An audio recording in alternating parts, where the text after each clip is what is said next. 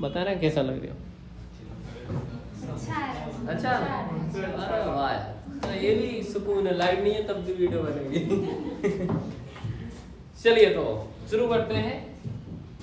एक क्लास थी, वैसे तो लाइट चली गई, मैं सोच रहा था कि तुम लोग यहाँ की पिछली क्लास जो थी अपनी प्रेजेंटेशन वाली, उसमें आज आपको परफेक्शन भरने का मूड था मेरा, बट प्रकृति को ये मंजूर नहीं है, लाइट चली गई। ठीक है, चलो तो हम प्लान बी पे काम करते हैं। ठीक है, बताओ। तो मैं जब भी कोई कहानी सुनाता हूँ उसके 3 पैटर्न रखता हूँ। पहला पास्ट, दूसरा वर्तमान प्रेजेंट और तीसरा भविष्य। तो बताइए किस दुनिया में आप पहुंचना चाहते हो। पास्ट से future, present to future, present से वर्तमान से भविष्य की ओर आपकी कल्पना होनी चाहिए। तो पहले हम वर्तमान कहानी पे चर्चा कर लें, ऐसा पक्का लॉक कर दें फिर। चलो, जो तुम बोल रहे हो मैं तुम्हारी बात नहीं मानूंगा।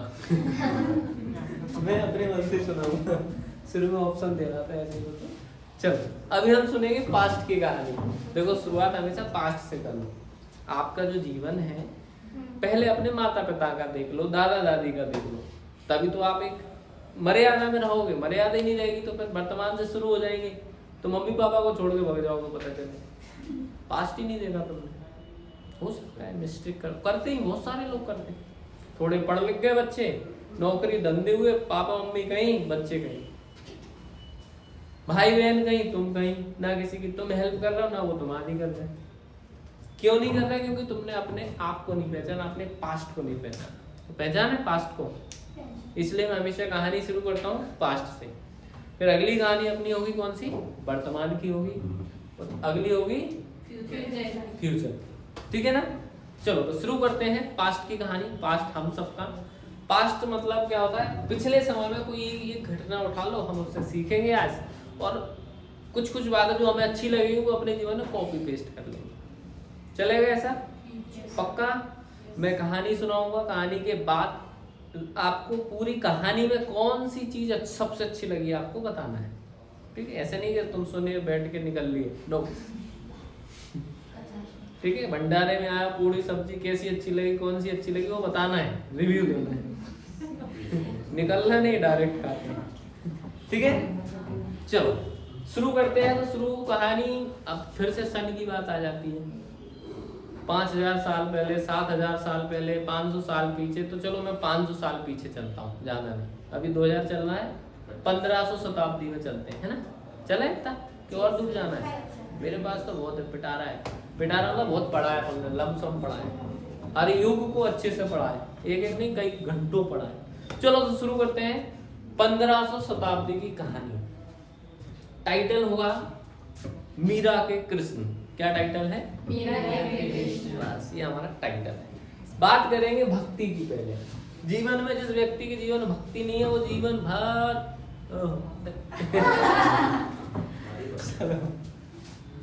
बस बस तुम्हारा नाम लिया और आए तो जोरदार तालियां भगवान श्री कृष्ण की। समझ रहे हो? लीला भक्ति का प्रेम है। लाइट जाने नहीं आपके नाते बुला लिया मैंने। तो लाइट चली गई थी, और जैसे ही अपने भगवान श्री कृष्ण का नाम लिया और लाइट आ चुकी है, तो देखिए भगवान हमारी हेल्प कर रहे हैं कहीं ना कहीं। ठीक है, चलिए तो शुरू करते हैं। टाइटल था मीरा के कृष्ण। ठीक है, मीरा जी का जो जन्म हुआ था लगभग 1500 शताब्दी में हुआ था। ठीक है, 1493 समथिंग ऐसी कोई डेट है।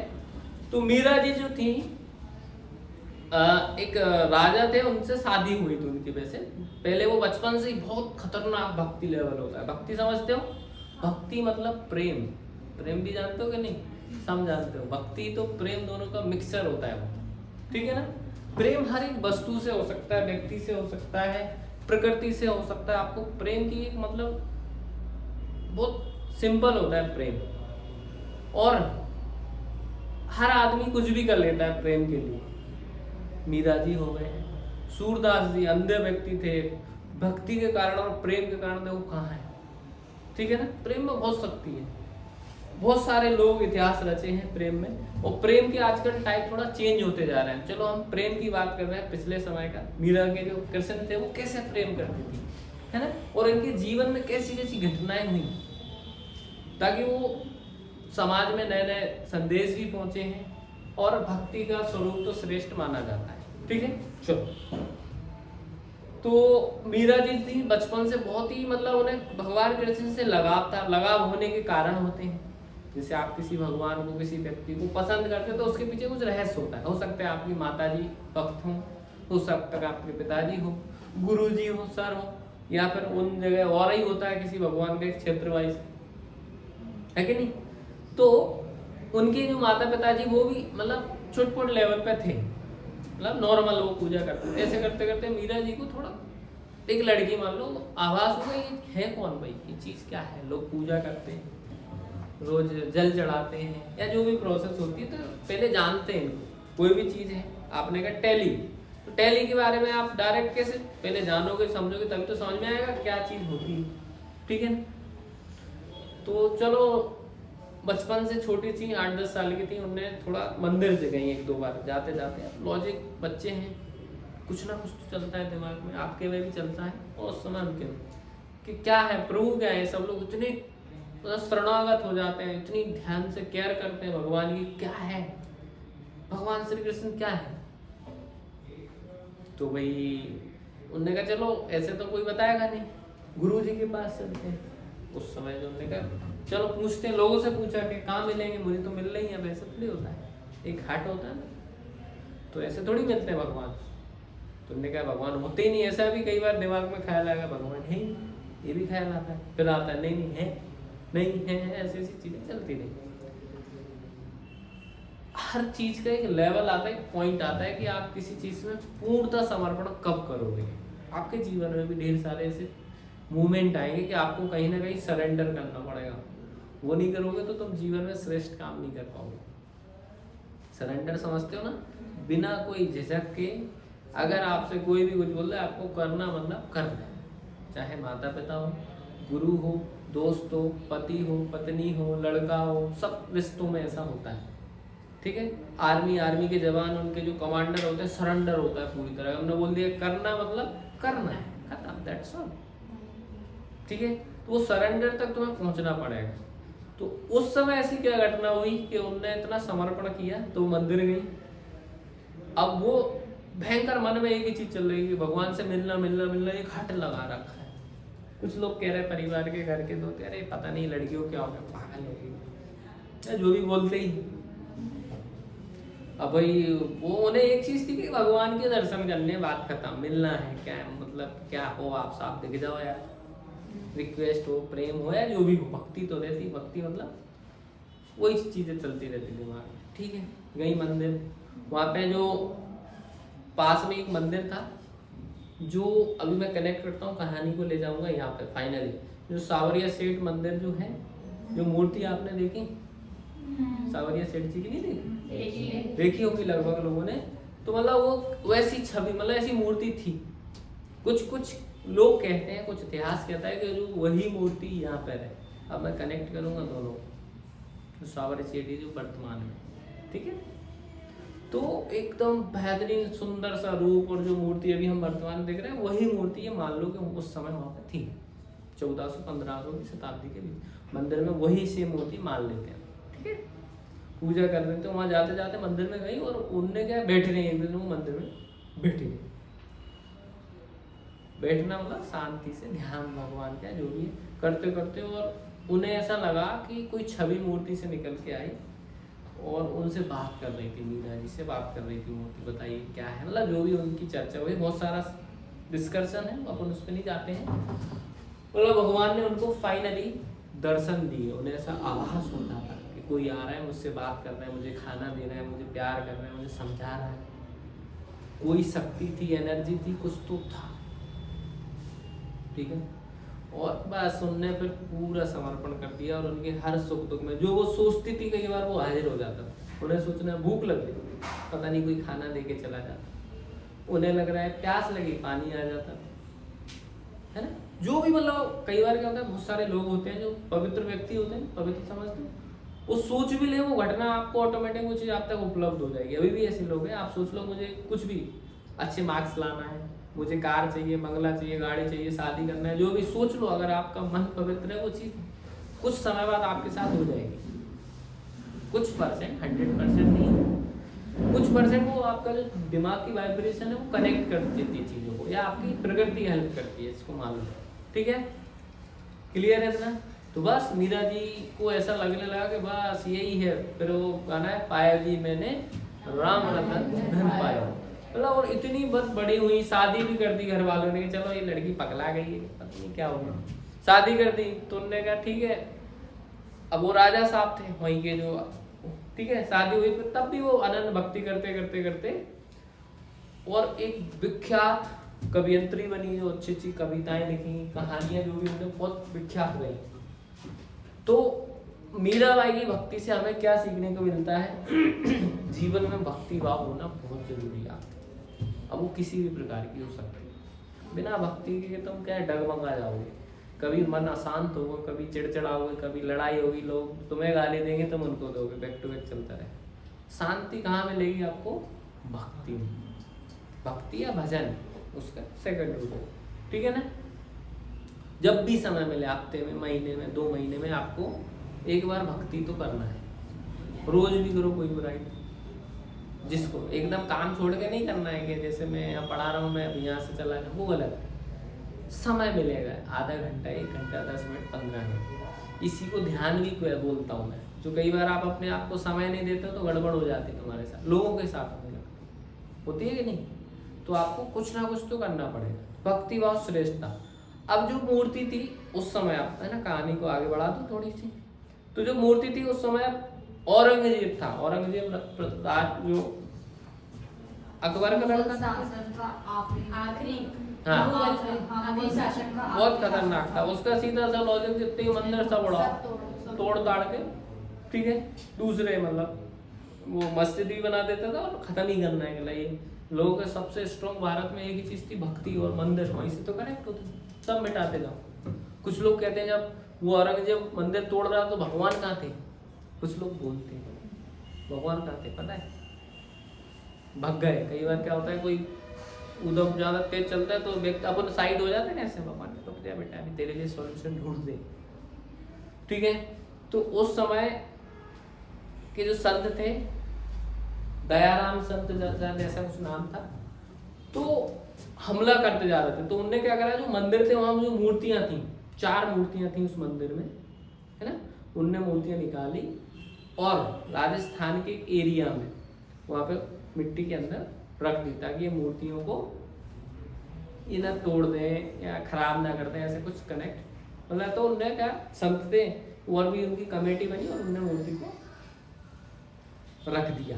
वही मूर्तियाँ तो मीरा जी के कृष्ण थे, और मीरा जी भी एक समय बाद उनका वो हो गया, चले गई वो भी, ठीक है, वो है हाँ मोक्ष। और नाम एक भाई, एक महिला का, एक लड़की का उस समय इतना नाम होना बहुत बड़ी बात होती, सबका थोड़ी होता है। बहुत सारे लोग थे, नाम ही तो विशेष होता है, ठीक है। वो मूर्तियाँ जमीन के अंदर डाल दी। उसके कुछ साल बाद, लगभग 1800-1900 शताब्दी के बाद, 300-400 साल बाद वो मूर्तियाँ वैसी की वैसी थी, कहते हैं। फिर उसी जगह एक, देखो बहुत सारे लोग रहते हैं तो लोगों को सपना आता है। सपना तुम्हें भी आता होगा? आता है तुम्हें? तुम्हें तो अलग ही लेवल के आते होंगे।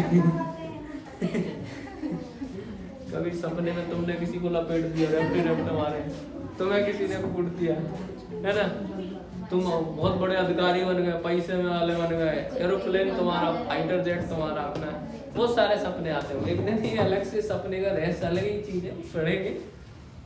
कुछ लोगों को जिनाई सपने आते हैं, वो सच में होते हैं। मतलब कई बार आपके हो सकता है फैमिली में दादा दादी मम्मी पापा सपने आते हैं, वो चीजें होती हैं कुछ %, पूरी तो जिनाई नहीं, दिमाग के वो प्रोसेस होती है।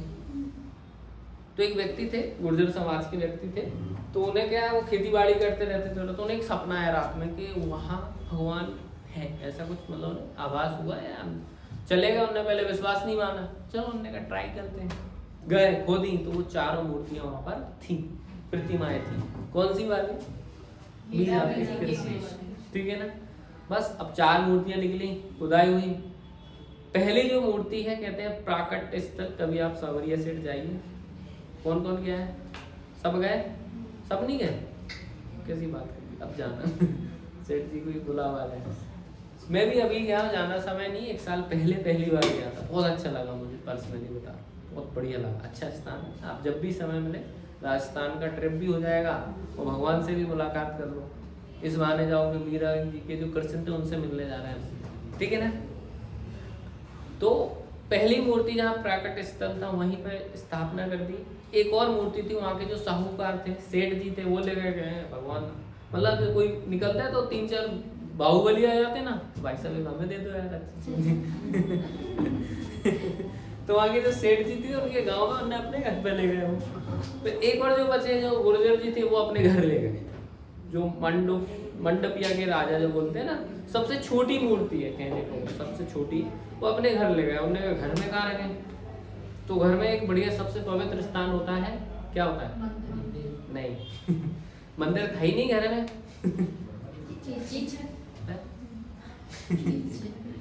हाँ वही पानी रखते हैं ना जहाँ पर अपन, जैसे बुजुर्ग अपने रहते हैं वो क्या बोलते हैं पानी रखने की, परेली, क्या बोलते हैं पनेरी, पानी रखने की जगह।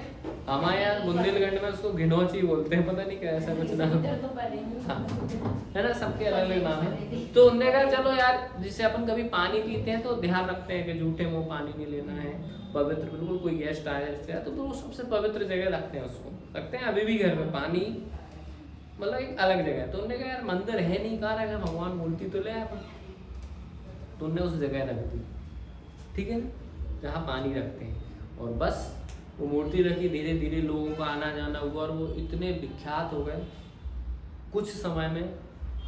बहुत सारी मान्यताएं हैं सावरिया सेठ जी की, मान्यताओं के साथ साथ लोगों के साथ अच्छा भी हुआ है, लोगों की हेल्प भी होती है, एनर्जी मिलती है, कुछ ना कुछ लोगों को मिलता है। तभी देखो, माना कि मैंने तुम्हें कोई चीज़ बोल दी, तुम्हारे साथ हुआ ही नहीं, तुम कैसे मान लो, कुछ तो होता हो। लोगों ने हर बिजनेस में अपना शेयर बनाया। हाँ, फिर मान्यताएं चलती आई है, चलते चलते अब एक कहानी आती है छोटी सी, 1-2 मिनट की लेता हूँ।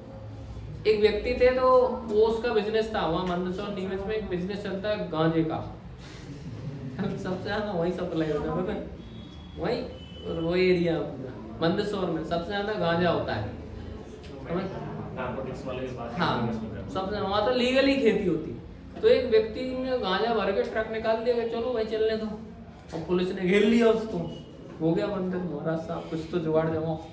तो बस उनने क्या करा, सब पता था कि गांजा भर के ले जा रहा है, ब्लैक में बेच रहा है, हो गया मंदिर, पूजा करी और पूरे जो था वो गुड़ में बदल गया था, कन्वर्ट हो गया था, गुड़ समझते हो ना, सब खत्म हो, वो माल इतना नहीं था, बहुत करोड़ों का माल था इतना, समझो। हाँ भाई तुम दोनों क्या चाहती हो, इधर आए शांति पकड़ो। तो वो चीज गुड़ में कन्वर्ट हो गई और बस उस ऐसी घटनाएं हुई लोगों के साथ, जो मतलब मनोकामनाएं होती हैं वो पूरी हो ही जाती है। मनोकामनाएं तो नॉर्मली कर लो तब भी होती हैं, और फिर किसी के साथ कनेक्ट हो जाओ तो और जल्दी हो जाती है ना। तो धीरे धीरे धीरे वो इतने विख्यात हो गए कि अगर आप मंथली देखें तो इतना चढ़ोतरी होती है, मतलब लोग बिजनेस का पार्टनर बनाते हैं भगवान को। क्या साहब हम 100 रुपये कमाएंगे तो 1 रुपये दे देंगे, 1.25 रुपये दे देंगे, 4 रुपये दे देंगे, 5 रुपये दे देंगे। क्योंकि 1 करोड़ कमाता है तो 1 लाख रुपए सेठ जी को दे आता है, लो सेठ जी आपकी वजह से हमारा, ये मान्यताएं उसमें है, ठीक है। अभी बहुत सारे लोग तो मंथली वहाँ कितना चढ़ावा चढ़ता है पता है, अभी सोचो कितना चढ़ जाओ 8 से 10 करोड़ मंथली। अभी बीच में भी गिनती हुई थी, अभी थोड़ा टाइम पहले हुई थी। अभी 4 करोड़ खोले थे, उसमें से 36 करोड़ 59 लाख 90 हजार रुपये 30 करोड़ एवरेज ले लो तो ये किलो चांदी का भी आया था। चांदी सोना बहुत सारी चढ़ोतरी होती है।